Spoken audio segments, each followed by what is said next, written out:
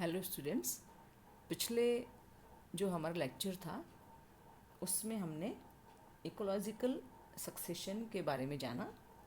उसकी डेफिनेशन जो होती हैं, कई तरह की डेफिनेशंस हैं, उनको हमने समझा कि सक्सेशन क्या होता है, कैसे होता है, क्या उसके पैरामीटर्स हैं, और उसी में हमने कॉजेज़ ऑफ सक्सेशन यानी कि जो उसके कारण हैं उसके बारे में भी हमने पढ़ा था। उसी को आगे बढ़ाते हुए आज हम सक्सेशन के जो और आगे टॉपिक्स हैं उनको हम लेंगे, जिसमें एक है ट्रेंड्स ऑफ सक्सेशन, यानी कि जो सक्सेशन है वो किस तरह से आगे चलता है, बढ़ता है। Trends of succession and ecological succession proceeds along the following 4 lines. Number 1 is a continuous changes in the kinds of plants and animals. Number 2, a tending increase in the diversity of species.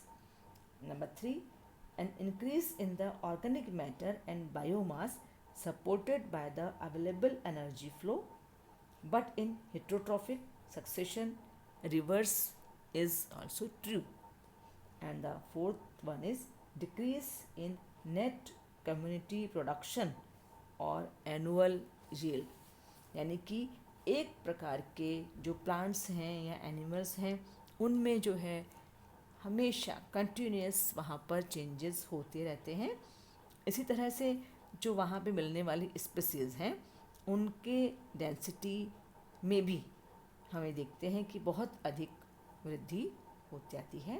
साथ ही वहाँ जो मिलने वाली जो physical quantity है वहाँ पर और जो बायोमास है उसमें भी इंक्रीज़ होता है।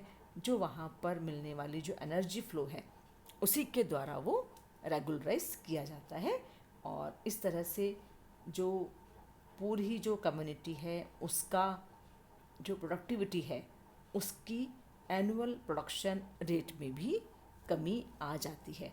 ये इसमें देखने को मिलता है जबकि सक्सेशन आगे बढ़ता है। ट्रेंड्स ऑफ सक्सेशन के बाद हम आगे पढ़ेंगे बेसिक टाइप्स ऑफ सक्सेशन, यानी कि सक्सेशन के जो टाइप्स हैं, जो प्रकार हैं, बेसिक टाइप्स हैं, उनके बारे में कि वो कितने प्रकार के होते हैं और किस तरह के वो होते हैं, किस तरह से वहाँ पर सक्सेशन होता है। बेसिक टाइप्स में एक है प्राइमरी सक्सेशन, यानी कि प्राथमिक अनुक्रम। इसी तरह से सेकंड है secondary succession. Number 3 is autogenic succession. Number 4 is allogenic succession. Fifth one is autotrophic succession and the sixth one is heterotrophic succession. तो ये कई टाइप्स हैं सक्सेशन के। पहले हम पढ़ते हैं कि प्राइमरी सक्सेशन क्या होता है। In any of the basic environment, जिसमें कि वो टेरेस्ट्रियल, फ्रेश वाटर और मैराइन कुछ भी हो सकता है, one type of succession is primary succession which starts from the primitive substratum where there was no previously any sort of living matter. The first group of organisms establishing there are known as the pioneers या फिर primary community और they may be primary colonizers. तो जो primary succession है इसको हम इस तरह समझ सकते हैं कि जहाँ से भी ये शुरू होता है वो प्रिमिटिव सबस्ट्रेटम से ही स्टार्ट होता है। There was no previously any living matter, यानी भी किसी भी प्रकार की वहाँ पर लिविंग ऑर्गेनिज्म जो हैं वो पहले से वहाँ पर नहीं होते हैं। द फर्स्ट ग्रुप जो वहाँ पर आता है, जो लिविंग ऑर्गेनिजम्स आते हैं, वो पॉइनियर्स कहलाते हैं या उन्हें हम प्राइमरी कम्युनिटी और प्राइमरी कॉलोनाइजर्स भी कह सकते हैं। तो इस तरह जो सक्सेशन सबसे पहले शुरू होता है जहाँ पर कि बेयर एरिया है, किसी प्रकार की वहाँ पर वेजिटेशन नहीं है, उसको हम प्राइमरी सक्सेशन के नाम से जानते हैं। इसी तरह दूसरा है secondary succession. Another general type of succession is secondary succession, which starts from previously built up substratum with already existing living matter. यहाँ पर पहले से ही लिविंग मैटर मौजूद है और वो लिविंग मैटर जो है वो यानी कि प्रीवियसली बिल्ट अप सबस्टेटा है, वहाँ पर यहाँ सबस्टेटम है, यहाँ वेजिटेशन यहाँ पर उपस्थित है, वहाँ से ये शुरू होता है। The action of any external force as a sudden change in climatic factors या फिर बायोटिक इंटरवेंशन और fire etcetera causes the existing community to disappear. Thus, area becomes devoid of living matter, but its substitute, instead of primitive, is built up. Such succession are comparatively more rapid. जल्दी से होने वाला ये होता है, पहले की अपेक्षा इसमें जो है स्पीड ज़्यादा होगी। ये जो है एक प्रकार का सामान्य ही तरह का है succession.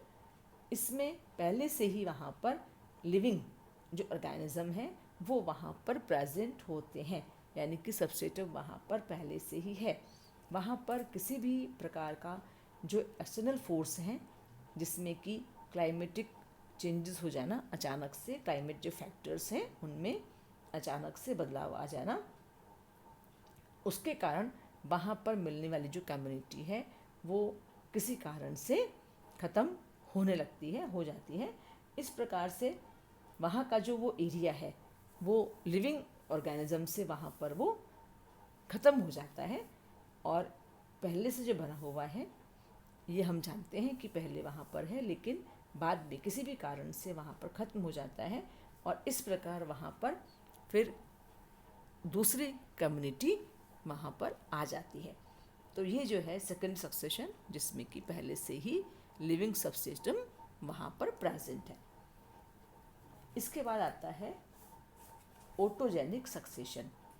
After the succession has begun, in most of the cases it is the community itself which, as a result of its reaction with the environment, modifies its own environment and thus causing its own replacement by new communities. इसमें हम क्या देख रहे हैं कि यहाँ पर succession शुरू होने के बाद कई प्रकार की जो कम्युनिटीज़ हैं उनमें आपस में ही कुछ इस तरह की एक्टिविटीज़ या रिएक्शंस होती हैं जो कि वहाँ पर अपने मिलने वाला जो उनका एनवायरनमेंट है उसी को वो चेंज कर देती हैं।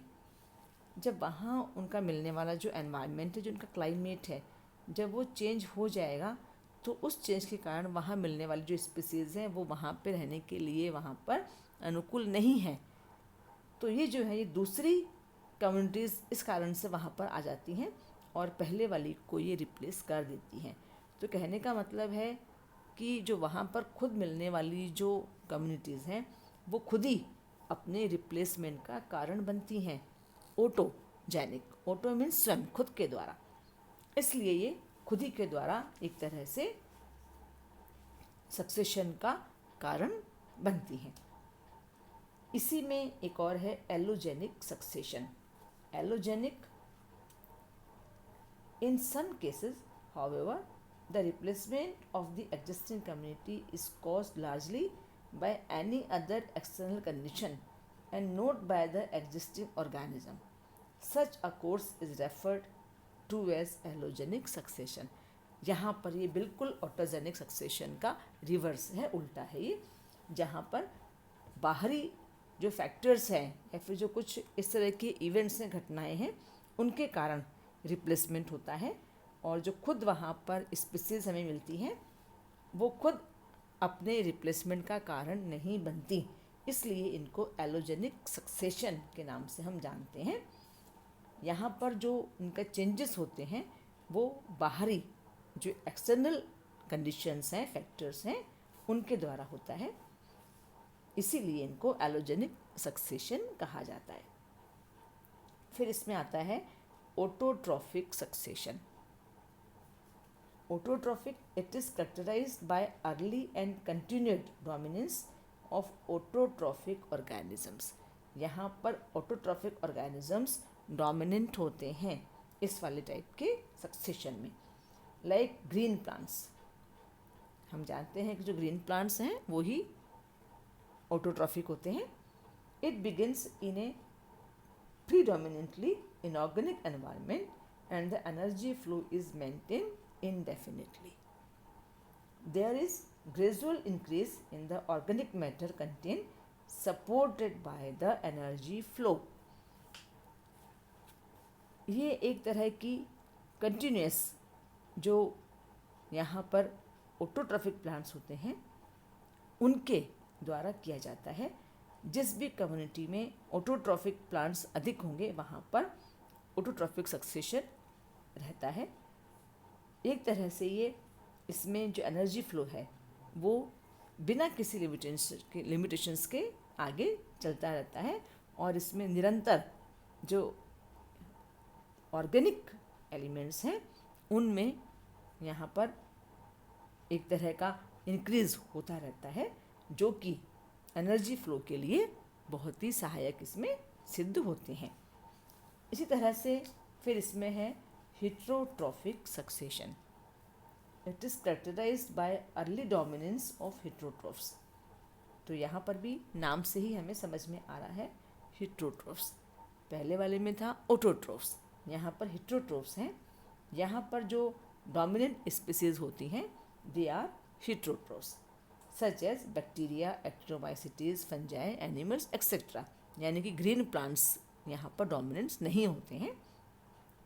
It begins in a predominantly organic environment and there is a progressive decline in the energy content. यहाँ पर प्रोग्रेसिव डिक्लाइन होता है एनर्जी कंटेन का।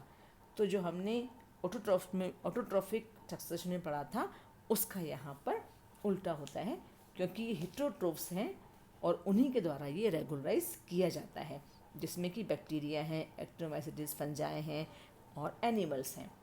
और इसमें निरंतर आगे से आगे एनर्जी फ्लो में जो एलिमेंट्स हैं इनमें ऑर्गेनिक कंपाउंड्स की इनमें कमी होती रहती है। तो इस प्रकार हमने देखा कि कई तरह के यहाँ पर सक्सेशन हैं और जहाँ से सक्सेशन शुरू होते हैं उसके आधार पर हम देखते हैं कि हाइड्रोसीयर भी हैं, जीरोसीयर हैं, सेमोसीयर हैं। इन सब के बारे में हम आगे दूसरे चैप्टर में हम स्टडी करेंगे। आज हमने जो बेसिक टाइप हैं सक्सेशन के उसके बारे में आज हमने जाना। Thank you.